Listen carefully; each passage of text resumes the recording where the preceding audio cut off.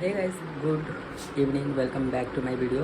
और गाइस, मैं नील ट्रिंटन की एक किताब पढ़ रहा था जो यूट्यूब पे आप सुन सकते हो। तो मैं वही सुन रहा था, तो उसमें आपको द आर्ट ऑफ लेटिंग गो के बारे में बताया गया है। आपको आर्ट आनी चाहिए किसी भी चीज़ को छोड़ने या पकड़ने के लिए।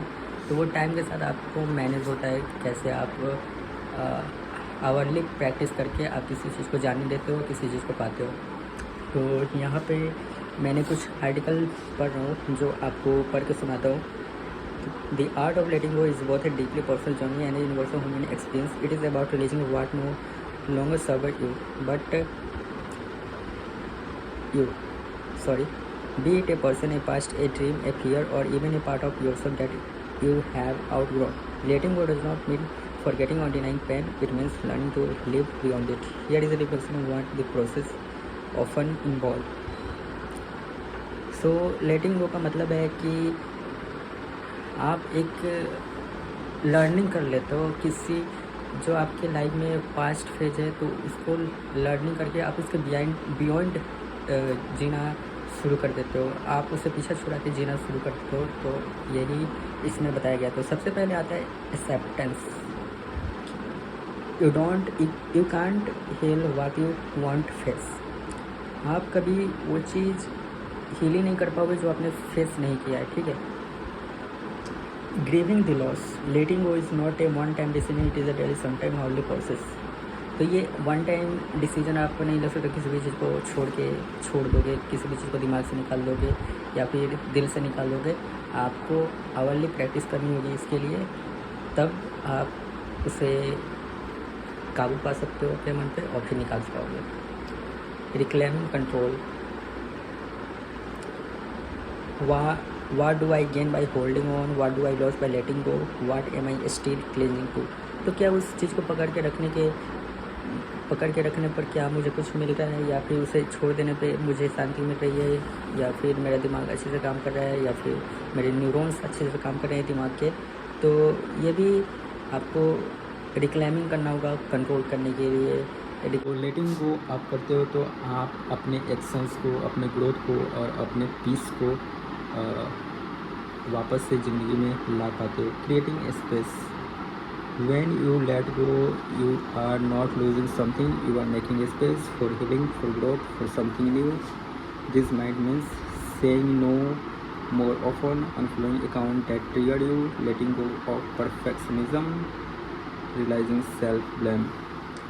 तो अपने आप में एक स्पेस क्रिएट करो, अपने आप में डाउट मत करो और परफेक्शनलिज्म पे ज़्यादा फोकस करो। और जो भी आपके अकाउंट ट्रिगर करते हैं उसको आप नो मोर ओपन करो। और trusting the on letting go involve stepping into certainty. That is where courage comes in. It is not about having all the answer, it is about believing you will be okay even without them। तो final thought ये है कि letting go is not weakness, it is a strength. It takes strength to stop clinging, to walk away, to grow past pain, and to choose peace over control। It is not about forgetting, it is about remembering different with less pain and more clarity। तो लेटिंग गो का मतलब नहीं है कि ये कोई weakness है, ये आपकी स्ट्रेंथ भी बन सकती है अगर आप इसे सही से कंट्रोल करो तो। और आप कहीं भाग नहीं सकते। अगर आपको पास्ट के पेन से उस पर कंट्रोल करना है, आपको पीस चाहिए पास्ट के जो भी आपने किया है, तो उसे आप अपना स्ट्रेंथ होना, यही है, वीकनेस नहीं। तो बस यही बताना था आप लोगों को। और ऐसे तो मैं अभी ChatGPT से पढ़ा जो आर्टिकल्स है, बाद में मैं आपको सही से बताऊंगा, ठीक है।